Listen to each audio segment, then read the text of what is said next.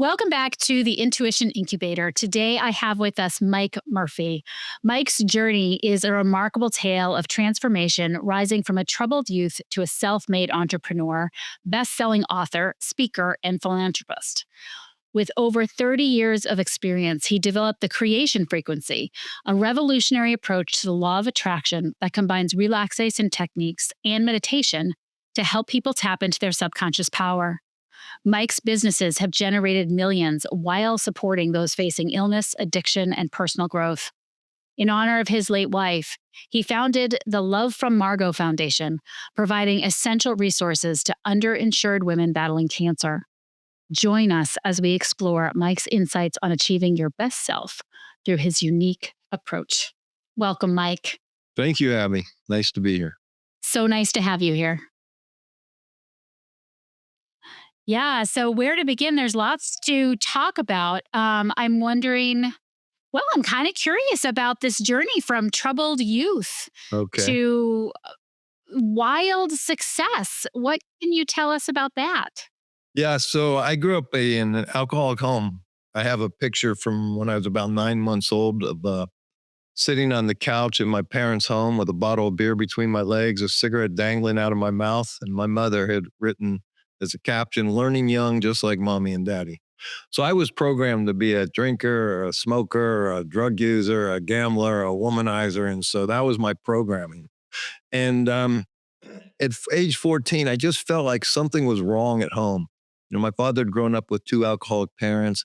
He was on his way to becoming a Skid Row alcoholic, and he would control my mother, and she was my safety net. So at 14, I got out of school as a freshman. I got on a bus in downtown Cincinnati, Ohio, and I got off 100 miles south in Lexington, Kentucky, and started hitchhiking. And that was the beginning of a career as a habitual Mm. runaway, juvenile delinquent, troublemaker. And I got kicked out of every school I ever went to. And at 21, I found someone dumb enough to marry me. And at 23, we had a child. And had nothing going for me. I was totally Mm. lost in life. I'm living with her parents, her 5 siblings, and our 2-month-old baby. And one Sunday afternoon, I looked in the mirror. I go, dude, you are a total loser, which frankly didn't bother me all that much, but it was humiliating to know that everybody in that house knew I was a loser. So I just grabbed my clothes. I didn't even own a car, Mm. threw all my clothes in the trunk of one of their cars and took off and went and partied for a week, which was my pattern. And then I called her up after a week and said, okay, I'm ready to come home now. She said, that's okay, I'll pass. So by the grace of God, the next day I ended up in a 12-step program. And I've got a little bit of hope for the first time in a long time. And, but I couldn't stay sober. I was in so much pain of losing my wife, losing my daughter. And so I became a chronic cocaine user, not Mm. chronic. I would go on binges. I would stay sober for 3 weeks. I would go to meetings. Then I would use for 3 or 4 days and I would recover for 3 or 4 days. And that was my pattern. And one day, one of my buddies in the 12-step program says, hey, man, you're the biggest loser I've ever met, but I might know somebody that can help you. And he introduced me to a recovering alcoholic who was probably around 60 years old at the time. And I didn't know anything. He just said to me, said, Mike, you come here 1 hour a week for 7 weeks, and I promise you'll get everything you want in your life. And by the way, it's $50 an hour. And this was in 1982, and I didn't Mm. have 50 cents. But I wrote him a bad check to get the process going for $50. And what he taught me is so profound. I now know, what he was teaching me, why I was doing it, but then I didn't. He just said, listen, you got to break your life into 6 areas to have balance. You have to have a balanced life. You have finances, you have relationships, you have a career, you have fun, you have hobbies, and you have contribution. He said, what do you want most in your life right now? I said, well, at this point, I've been divorced 2 years. I have my daughter one night a week. It's breaking my heart. I said, I want my wife and my daughter back. He goes, okay, we're going to write a powerful intention as if it Mm. already exists because there's no difference between imagination and reality. So I'm sitting at his kitchen table, just like I'm sitting at my daughter's kitchen table right now. And I start writing, Michelle, Lisa and I are so happily married. Our daughter, Michelle, thrives in this marriage. And I know she hates my guts. I know she wants nothing to do with me, but I got a little bit of hope. And for some strange reason, something happened. So I just kept with this process. So I go back to next week. What do you want? What do you want next? I want to make $10,000 a month. I'd never made more than 2,000. What do you want next? I want to own my own business. I'd never owned my own business. What do you want next? I want to own my own home. What do you want next? I want to run a marathon. What do you want next? And it has to be contribution. I said, okay, well, my dad had troubled childhood. I had a troubled childhood. So let's create a home for youth. And so the secret sauce was on the seventh week. I have these six intentions. They're only one or Mm. two paragraphs handwritten on a piece of white paper. And he hands me a relaxation script. Then he puts a boom box on the kitchen table and he puts inside the boom box theta brainwave music. Well, I have no idea why he's doing any of this. He hands me a microphone attached to a tape recorder and he puts in a blank tape. He says, I want you to record the relaxation script and your six intentions while I play this theta brainwave music. So I do it. So I leave 7 weeks later, $350 poor with a cassette tape with six intentions on it and a relaxation script. Now, he said the most important thing is you listen every morning right when you wake up. I didn't know why.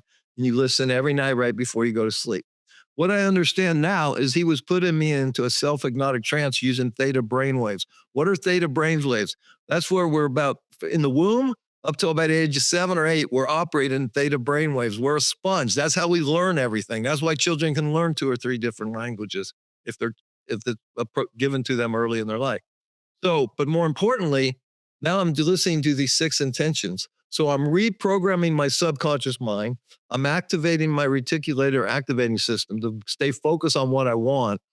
And I'm all 50 trillion cells in my body are hearing this message every morning, every night. But more importantly, what I know now is that thoughts are things. Thoughts are electrical, powerful things that go into this field of infinite possibilities. You know, the Chinese call this chi, the Indians call it prana, Tesla called it plasma, the Bible calls it ether, but it's right here. And if you don't believe me, how does a text message come from here to the cell tower? It's traveling in this electromagnetic field, and it's just pure energy. And we Right. are surrounded by it. And it's magical, powerful energy if we learn to tap into it. So I'm putting these intentions into the field of infinite possibilities, and I got a lot of love attached to them. So my heart, which is 60 times more powerful than my mind, is drawing them back like a magnet because we live in an electromagnetic universe and we are electrical beings and we are controlled by magnetism. So once we understand this, now I understand all this now because this was 1982 and I just used it and all those Right. things came through. Within 4 months, I own my own business. 2 years later, she calls me up and asks me out on a date. We get remarried. We have 3 more beautiful kids. I've owned many, many homes as high as $4 million. All of this stuff works. This is how everything works, actually. Okay. You know, we go into nature, we plant a watermelon seed, and a few months later, we get a watermelon. We plant an acorn seed, and a few years later, we get an oak tree. I mean, this is how everything works. So once we understand, and everybody's doing it, they just don't know they're doing it and they're not doing it intentionally. Once we understand that we have this power, then it's easy to manifest. It's almost, let's look at your life and tell me one thing that didn't come into your physical reality that didn't start as a thought and a desire. You know, that's how we manifest. And so I was blessed to learn this stuff. I've had a blessed life as a result of all this. But let me just say, you know, I'm not perfect and life is difficult. One of my favorite books is M. Scott Peck wrote The Road Less Traveled. And the first sentence is life is difficult. You know, I have a sister whose son has tumors up and down his spine. You know, at our Mouths of Hope facility right now, we have a 55-year-old guy with cancer. We got a 30-year-old girl struggling.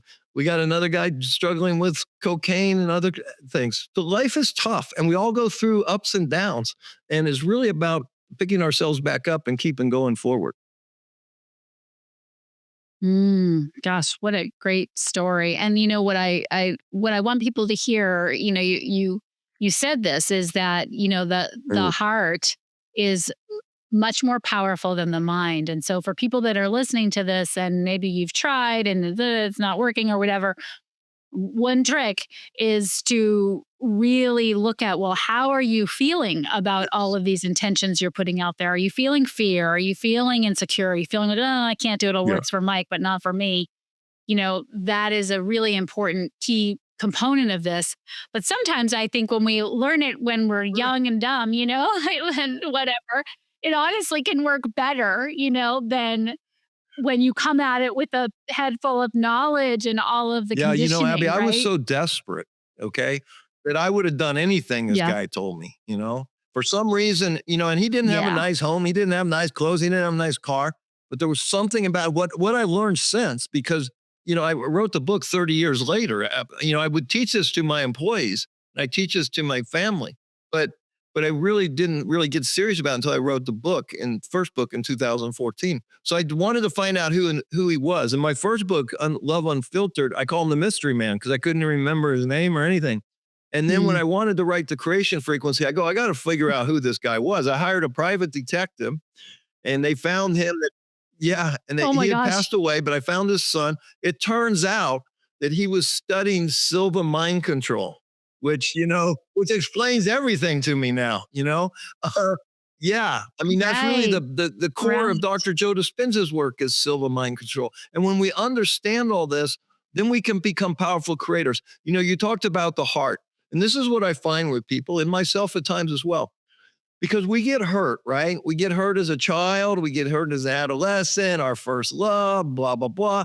And so we start building walls around our heart. Well, where are we going to live then? We start living in here, which I call the insane asylum, the committee of psychopaths. So what we try to do at Mountains of The Hope is we head. try to nudge people gently out of their mind back into a heart. But we got to start healing this heart. We have to heal these losses, and we have to come to peace with all this and get comfortable in our own skin. Then when we live from our heart, which is who we really are, from here I can lie, I can cheat, I can manipulate, I can steal, I can do anything. From here I can't, because this is my soul, this is my essence, there's a part of the creators in each and every one of us, I believe. And so once I can live from here, now I can use this supercomputer, and it is a supercomputer, to Mhm. manifest the life Yep. of my dreams. Hmm. Yeah, yes. And I love what you're saying, right? Because I think, there's so much wounding in the heart. And we're kind of conditioned to just stuff it down, and then the mind, right? To your point, total bag of lunatics up Yeah. there, and they've got all kinds of plans. Oh, Well, that person shouldn't doesn't deserve my time. I'm never going to forgive right. them, and I wasn't wrong about this, and I have a right to feel this way. And this is the way that we Yeah. protect ourselves, right? Yeah. Protect the heart. And the idea of opening the heart is so scary though, Mike. Like Yeah. so scary. What say Well, more about that? especially for guys, but I'm sure girls too. But for guys, we're not supposed to feel. We're Oh, supposed to be you. tough and strong. And in my generation, okay, children were to be seen and not heard. Okay, so we were non-entities, right? Right. Yes. So of course I would get hurt, but I couldn't show it. And I'll never forget. I'm probably 25, 30 years old. I'm in some sort of workshop or something, and they say, write down your feelings. I go, well, what are you talking about? Write down my feelings. I didn't even know how to access my feelings. Of What are course I those? had them, but I didn't know how to process. I didn't know what they were, where Yeah. they came from, what they were for. And really, it took me a long time to figure that out. Later in life, I had to make a huge decision, and people would say, follow your heart, follow your heart. What do you mean? I mean, it took me a long, long.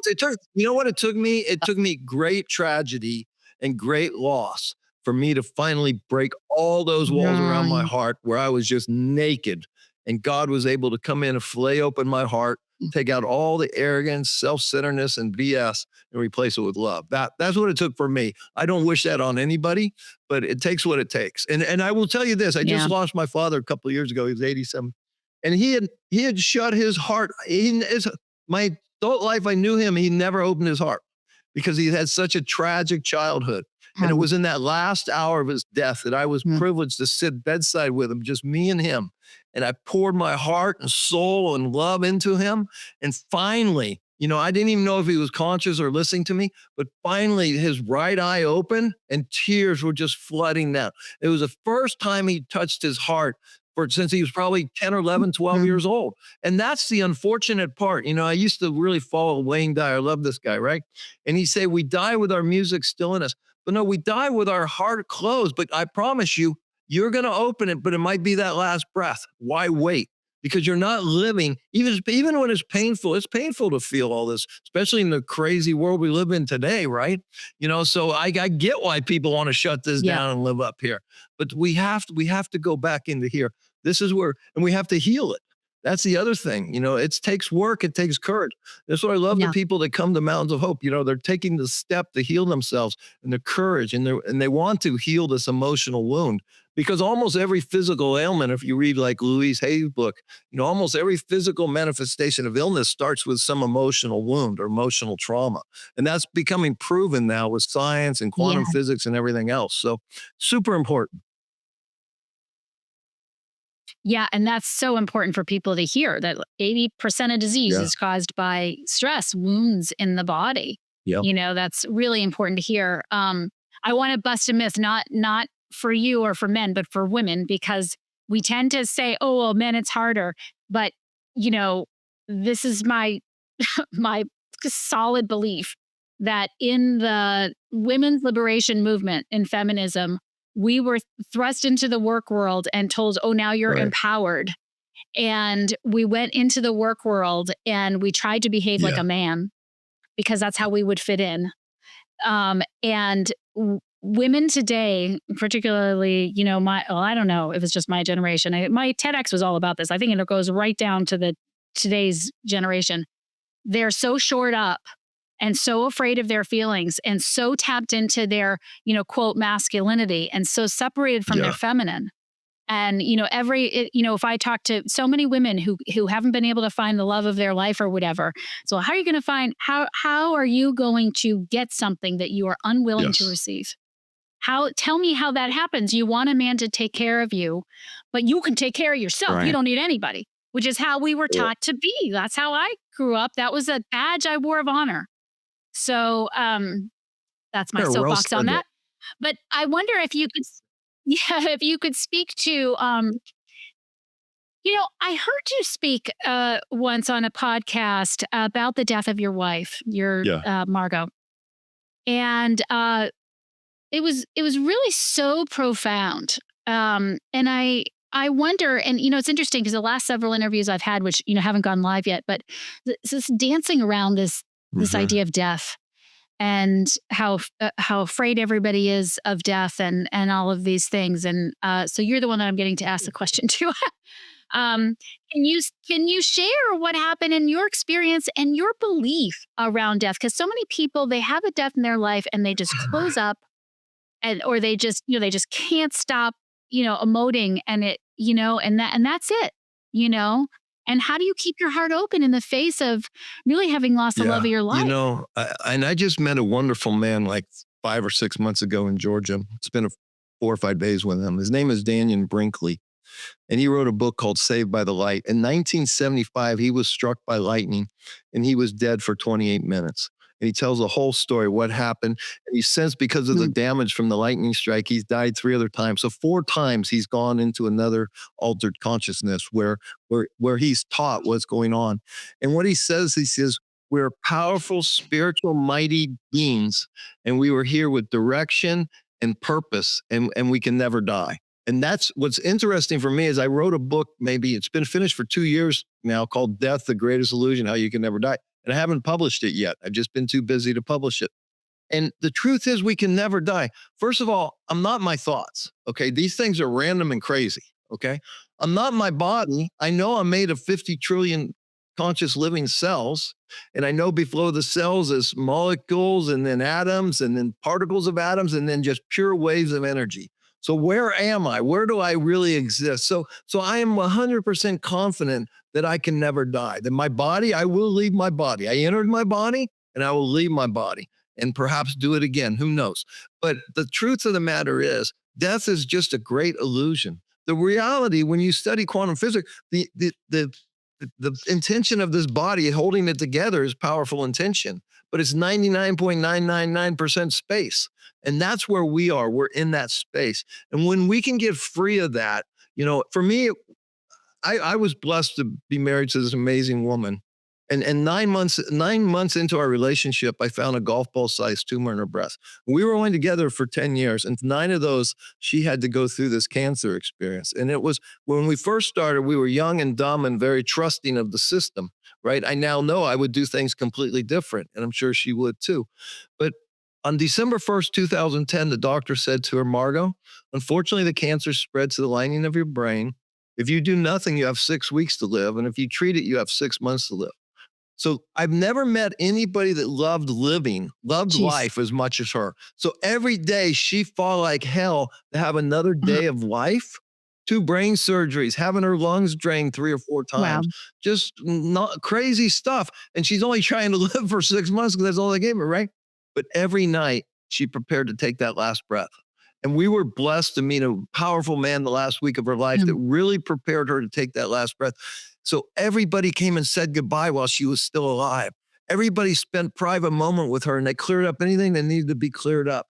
Everything in her life was resolved so that when she did take that last breath, she was free. She was at peace. She was in love and she was prepared. And that, to me, I was blessed to watch this. Now, I had no idea what was going to hit me like a ton of bricks, right?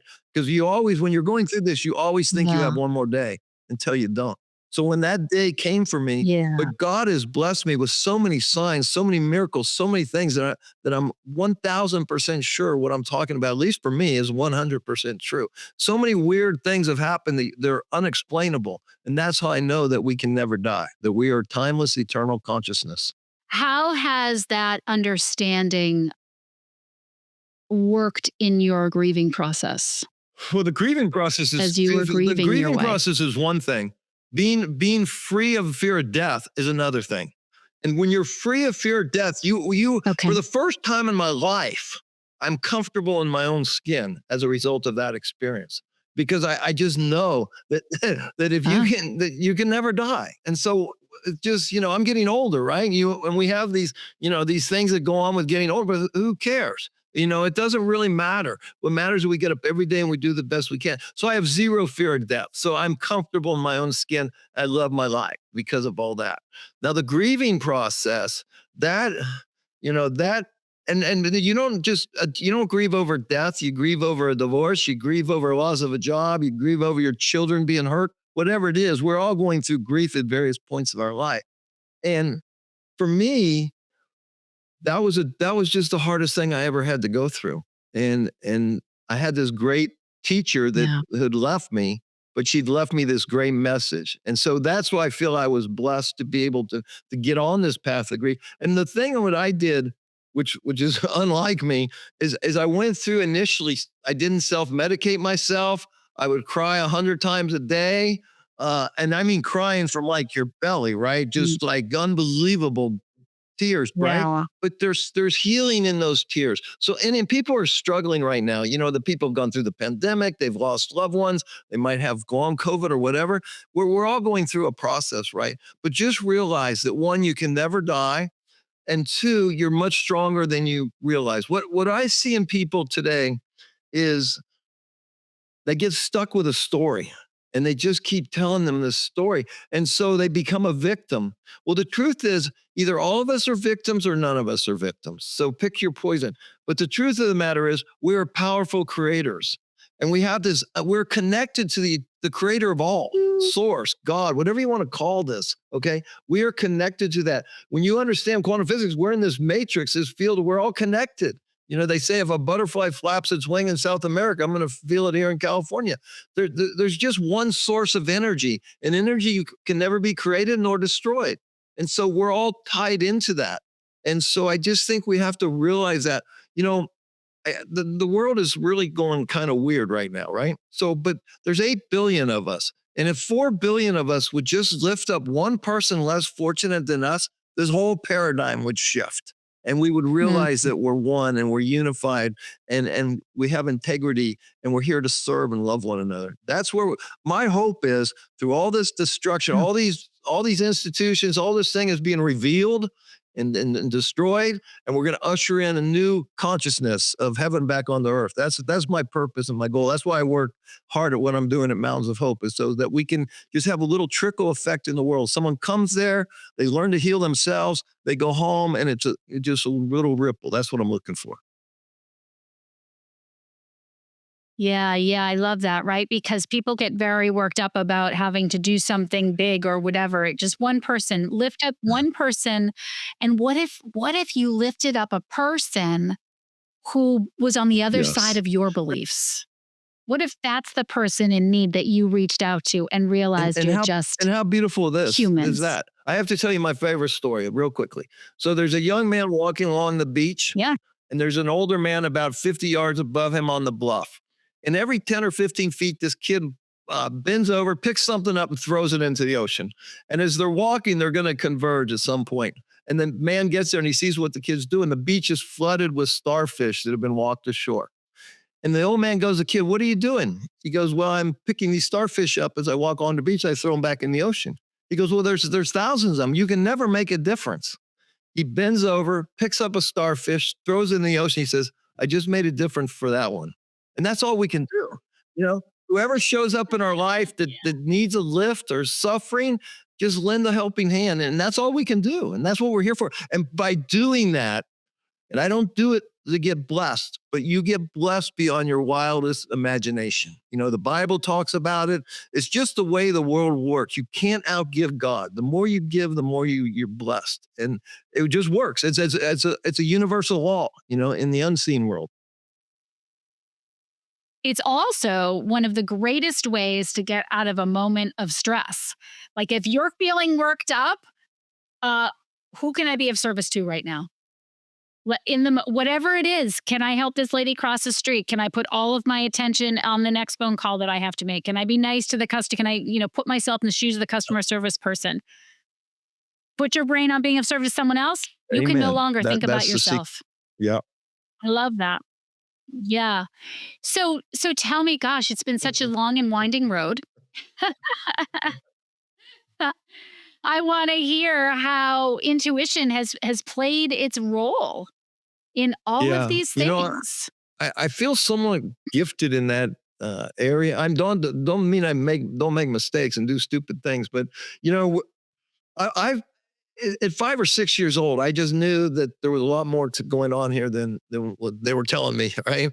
And I would go home and tell my mom, and Right. she would think I'm crazy. But you know, when you leave home at age 14 and you're living on the streets, you know, it's like you have to rely on your intuition, and you got to learn to trust it early on. You got to have eyes in the back of your head. Yeah. And so intuition plays Yeah. a big part. As long as here's the trick. As long as I'm present and I'm grounded and I'm not abusing drugs, alcohol, or gambling or promiscuity, and then I can trust my intuition. When I get off in these little tangents, right? When I was younger, then we make mistakes. And so that's why it's really, really important to be as sober as possible, to be as grounded as possible, to be tied into a spiritual belief that helps all those things ground you. And then you can trust your intuition more. And also physically, you know, there's so much poison in our food nowadays that affects everything, you know, affects Yeah. the quality of our brain, you know, from whether it's fluoride or glyphosate or whatever it is. We need to be detoxing our body all the time, because if the body's weak, the intuition is going to be weak. Even though they're separate, they're Mm, intertwined. You know, I always say, you know, if mm. Jesus would have, you know, sat in Bethlehem on the couch eating ho-hos and ding dongs and watching Jerry Springer, he never would have had the energy to go out and spread the good news, right? So we got to take care of this physical body. We got to take care of this thought process. We got to take care of this heart and these emotions. And then we can have this spiritual awakening and do a better job of serving. And I mean, it's such a great example, right? Rotting the body and rotting the mind, and and opportunities for that abound. Not even opportunities; it's Yes. being fed to us. You know, crappy shit food that is poisoning us, unregulated or regulated, and constant stream of what I guess they call news, you know, into our brains. And so it takes a lot of vigilance, doesn't it, to keep that healthy? I love what you're saying, because I couldn't agree more. Like, you cannot be at one with your intuition if you're dumping junk in your Absolutely brain and not. in your You body. become very weak. And when you're weak I would. physically, you're weak You mentally and become emotionally. And that's what I love about what we do at Mountains of Hope. yeah. You know, we grow over 50 fruits and vegetables on property with soil that's never been grown in, Mhm. right? So there's no chemicals, and things grow so fast and so luscious. And so what happens is, and we do a lot of things to detox the body. So as people are detoxing the body and they're getting good nutrition, they start feeling better, but they also start feeling more. So now we can say, okay, what's going on in there? Let's look at that, and let's look at these neural pathways. Let's look at these limiting beliefs. Let's get rid of them. Let's instill powerful beliefs, and then more importantly, let's get in here and say, okay, what happened to that 10-year-old boy or girl? What's holding you back right there? Then let's let it go. And that's what I'm very fond of the work of Byron Katie. I don't know if you're familiar with her, but it's one of the most powerful Yes. processes Yes. to let all this stuff go. So I think she's just an amazing woman, and Yeah. Is that really true? yeah, Is this that's thought really true. true? Yeah. Hey, guess Yeah. what? 9 times out of 10 is not. It's not true. Did it happen? Is it happening right now? It's not true then. Yeah. So, what modalities do you use there to help people get to the bottom of that? Well, here's what's What's your I staff really there? think And then we're the tell- most unique premier wellness resort in the world. And one, we're very small and intimate. We only have 12 bedrooms and 18 beds. And so we're Wow. 7,000 feet in the Andes Mountains on a 20-acre, what they call finca, which we would call hacienda here. I mean, it's a 5-star South American place. It's 4.5 stars, 4 stars here, right? But but we have a licensed medical facility on property where we do hyperbaric chamber, IVs, ozone therapy. We do a bunch of testing from brain mapping to epigenetics testing to live blood cell analysis. So we want to see what's really, really going on. And then what we will do is to figure things out, we'll go back to the indigenous type of medicine that's been going on for centuries and centuries and Mhm. centuries. People don't realize this allopathic medicines, really started in the early 1900s. And this is a whole new way of medicine than what we used to have. So we have plant medicine ceremonies, we have cacao ceremonies, we have a fire Mm. forgiveness ceremony. Um, and we have a sweat lodge. So we're going to do a lot of things because here's what happened. Take the sweat lodge for example. It's 90 minutes in there and it's hot. Okay, it's really hot. And there's a lot of Yeah. chanting, a lot of Yeah. prayers, a lot of Yeah. this. But when you're done, you go, oh my God, I'm a much stronger person than I realized that I can go out and do these things. And then the relaxation that comes after that, we lay on the grass for like 30 minutes and you're at such peace. I used to do a lot of Bikram yoga before that went sideways, but you're at so peace laying on the ground, looking at this beautiful blue sky. And you've just endured 90 minutes in this like oven of being in the womb of Mother Earth. And you go, Yeah. you know what? I'm much stronger than I realized. And they start to realize that they are the creator of their life and they can start to get rid of this and get rid of that and incorporate this and incorporate that. Now, do you have people who, uh, because I've done many sweat lodges and, I in my earlier life, I did them and it was great and it was wonderful. And I happened to have an opportunity, I don't know, maybe 10 years ago now. No, less than that. My husband and I were away and there was a sweat lodge at the place and we did it. And I was worried about him Right. because he had never done it. And I thought, oh, he's going to whatever, whatever. I'll be fine. And went in, and it wasn't long before that my youngest son was diagnosed with a Mm. degenerative neuromuscular disorder. And I apparently was not like had not simulated. There was a lot going on. And I went in that thing and I just started to panic.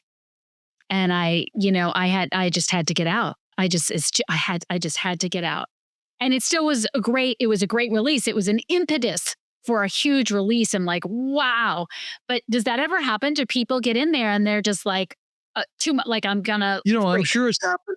Or they pretty much by the time they get there I'm really sure it's ready? happened, but I can't recall anything specific in the last, half a dozen that I've done. Most people stay in there. We will move them closer to the door. We'll pour some water on them. Yep. But I can't see. But you can tell people are struggling. But so far they hang in there and they get through it. But I totally understand. First one I ever did was in Maryland. It was a NEPI where they just used twigs and things, and I wanted to flee.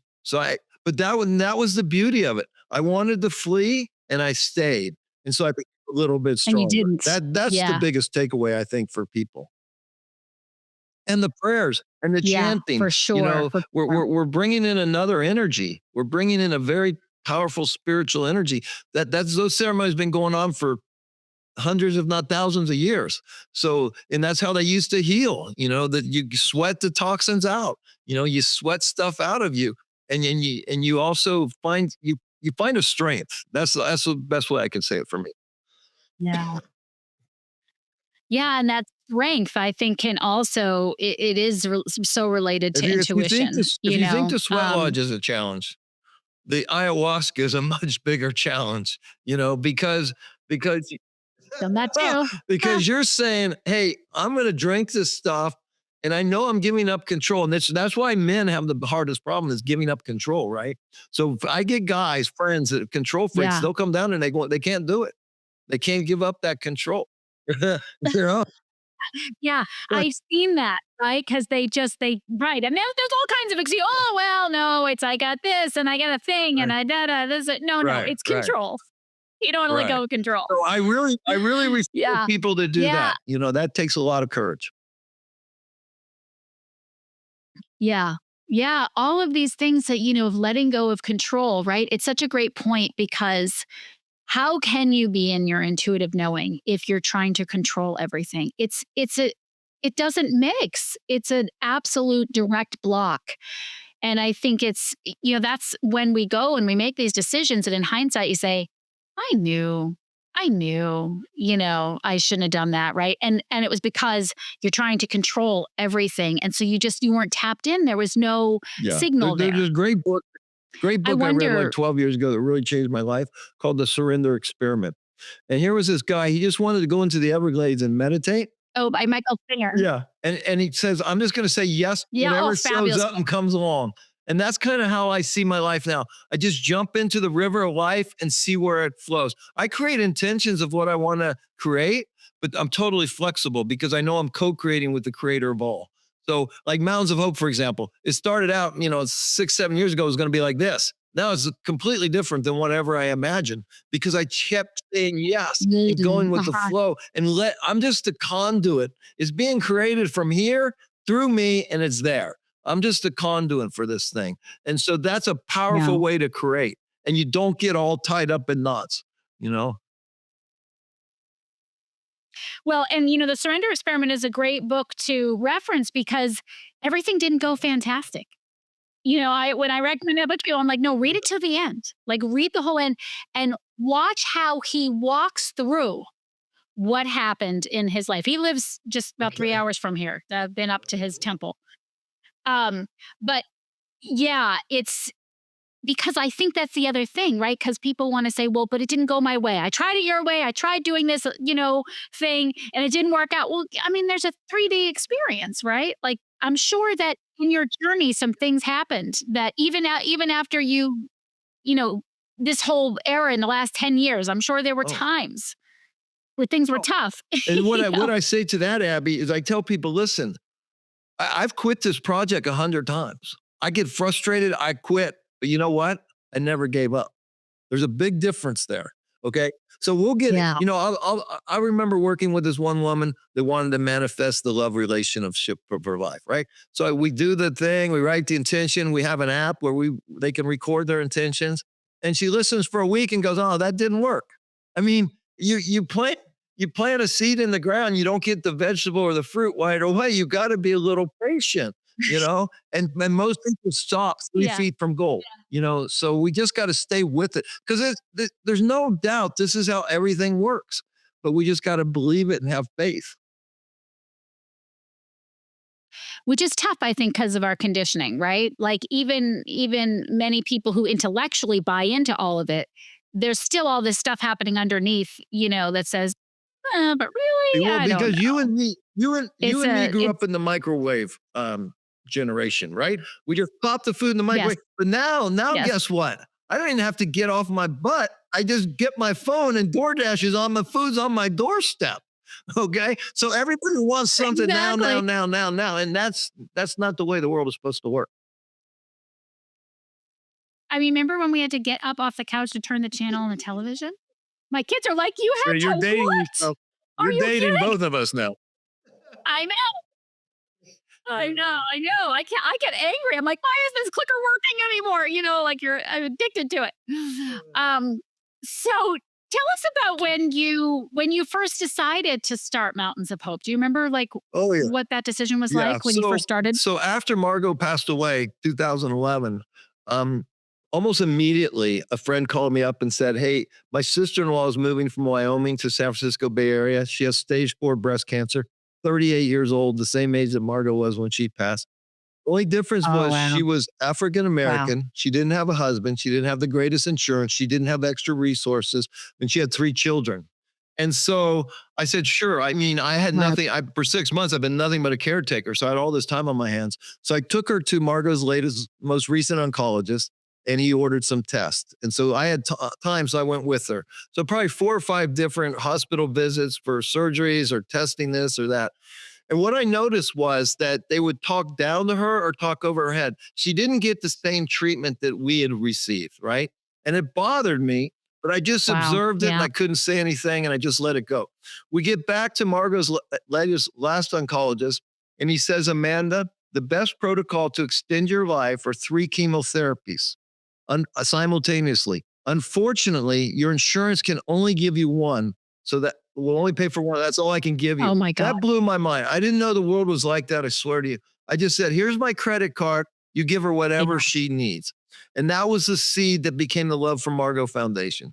So 4 or 5 years, I would give financial grants Mm. to women below the poverty line that were going through treatment. The theory being, I give them $1,000 a month for 5 months. Hopefully, because they didn't have much money or income to begin with, now they're sick and their expenses have gone up.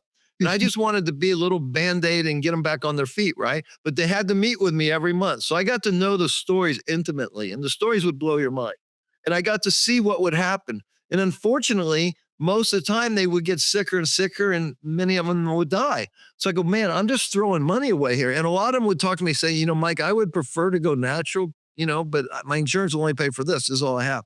So that's when it started going in my mind. Hey, what about building a place where these women can come? So that's why I created Mountains of Love, Mountains of Hope. And the theory is, we're just now really taking off to where we're starting to get profitable. It's been a big, big struggle. It's been the hardest thing I've ever done in my life. But once we're profitable, then we'll give scholarships Wow. to women below the poverty line, because why should they be treated differently just because they don't have any money? So it started back then and has been percolating ever since. And I've tried many, many things. It's been a very, very difficult project, but I think we're hitting all of our strides right now. So I'm Mhm. excited about the future. What what was I going to ask you? Um I had a burning question. um so oh my goodness, this is speaking about dating myself. Um oh, I wanted to hear about some success stories. Did you have any?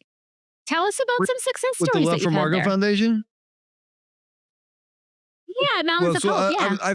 occasionally it would work really well. I remember this one woman, 20 years at the San Francisco airport working for Delta, and she came and applied for a grant. So and it worked perfectly. She but unfortunately she had lost her when you lose your job, you're supposed to pay extra for the insurance. I forget what it's called. So we had to help her through all that. Long story short, it worked perfectly. So I mean, this would have good results every once in a while. At Mountains of Hope, we just had a woman there for 2 weeks at breast cancer. She's doing amazingly well. Right now, we have a 50-year-old doing a blood has a blood cancer. So we've made an alliance or a partnership with the Mhm. National University of Columbia. So now we can get stem cells, we can get exosomes.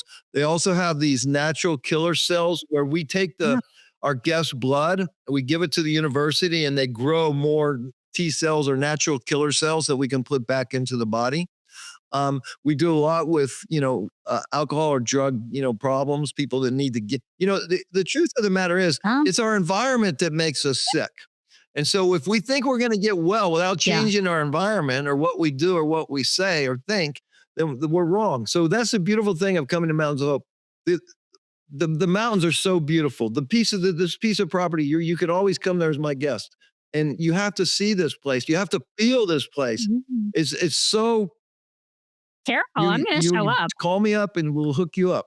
Because it's such there's nothing like this in the world. This nature, God's nature. Like I just got to California. I'm staying at my daughter's. Then I'd ordered these grounding shoes. Just I think I saw you somewhere grounding on the beach or somewhere. Not in person, but a photo. Okay, so I got these Yeah. shoes now. I Yeah. got these Yeah. shoes now that are Yeah. I just got them. I just started wearing them today. I already feel better walking around with leather shoes on. And if you look at when all these illnesses came to be, it was the Yeah. mid 60s when Nike created these rubber shoes. Okay. So there's when we're not grounded to Mother Earth, we're not getting those Mhm. negative electrons. We're getting these positive photons and electrons from the sun. And then we got to deal with all this. Just think how many frequencies are going by. That guy's watching that, and this guy just they're everywhere, right? So we got to ground the Mother Earth. We I pick up those know. negative electrons. I don't know if I'm hallucinating, but I feel different today wearing these grounding shoes. So who knows? Yeah. It's amazing. And, when you talk about it's the environment making us sick, I just want to highlight for the audience as well, like, because some people are, like, well, I can't get out of my environment or I can't afford to. Well, guess what? The environment is also inside your body. It's the thoughts that you're thinking, it's the feelings that you're feeling, it's the emotions you're firing off, it's the anger that you're holding on to. All that is an environment where your cells or genes are flipping switches and doing things that are creating Yeah. disease in you. And that we all have Well, no, control over, even if that's we why I can't, love the work. you know, I pick love up the it. work of Dr. Joe Dispenza, who says if you want to change your personal reality, you got to change your personality. And what's your personality is what you do and what you think. Okay. And once you change that, then you can change your personal reality. But to do that, for many of us, we have to get out of this environment that we're in. And that's the beautiful thing of Mountains of Hope. You come to that environment, it's pristine, it's energetic, it's healing, it's beautiful. And so that's step number one to really deliver what we deliver on. Then we have all the biohacking stuff, all the medical stuff, all the indigenous ceremonies, and people transform. Thank you so much for being here. How can people reach you? What do you want to leave people with here Well, if you want to learn a little bit more about the today? creation frequency, you can go to mikemurphyunfiltered.com or thecreationfrequency.com. But really, my passion is Mountains of Hope. So if you know somebody that's struggling with a physical ailment, or a mental, emotional ailment, send them to mountainsofhope.com and set up a free consultation with one of our doctors. And we'd be happy to see what we can customize. We're not very expensive. We're cheap compared to most places that do what we do. And nobody does everything that we have. And nobody has a facility like ours, just right smack in the Andes Mountains, 7,000 feet. Medellin is called the city of eternal spring. Uh, Every day the weather is 55 to 75 degrees, 365 days a year. We get 12 hours of daylight and 12 hours of wow. nighttime. So it's a very, very special place. Wow. Wow. All right. Well, I will have all of that in the listener notes. I'm going to look it up when we get off. And I recommend people share that with anybody that that needs it. I think the passion behind the movement too, just the energy behind it alone Yeah. is healing. And our staff and our doctors, I So mean, they're just, if nothing else, we're going to love you to death. yeah, I love you Yeah. alive. Yeah, I Yeah. love There you you into go. life. Yeah. Right, right. Thanks so much for Thank you, being Abby. with us.